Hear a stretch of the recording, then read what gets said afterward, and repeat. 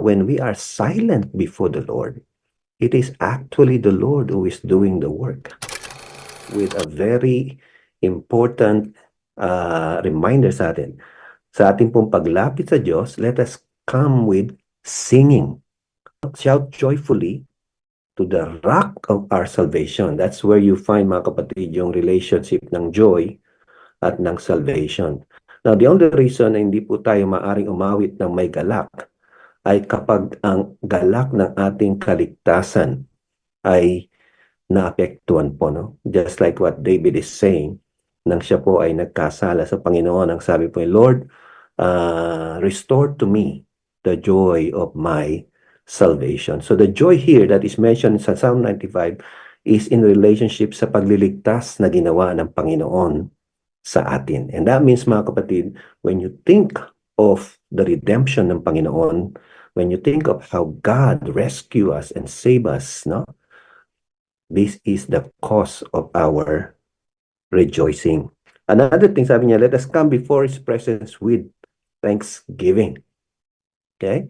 Kaya mahirap po yung sa worship na mabigat po yung ating puso. I think you have probably experienced that it is hard and very difficult to come to the presence of the Lord with a heavy heart.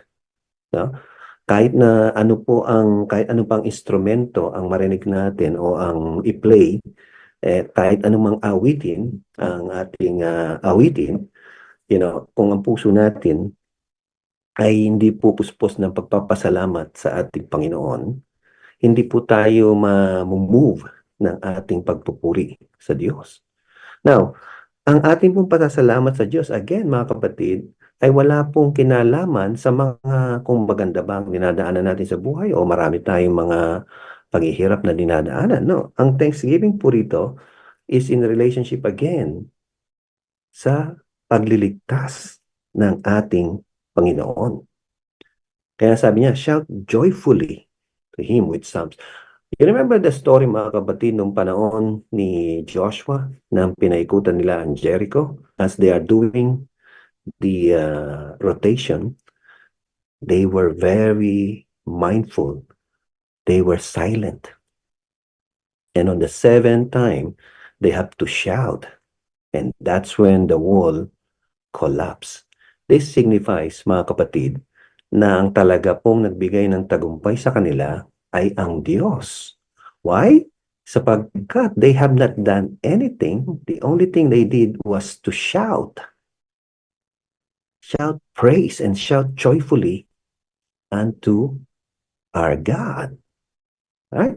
And so, this is, mga kapatid, a very interesting, right, story sa atin, reminding us, right, na when we are silent before the Lord, it is actually the Lord who is doing the work.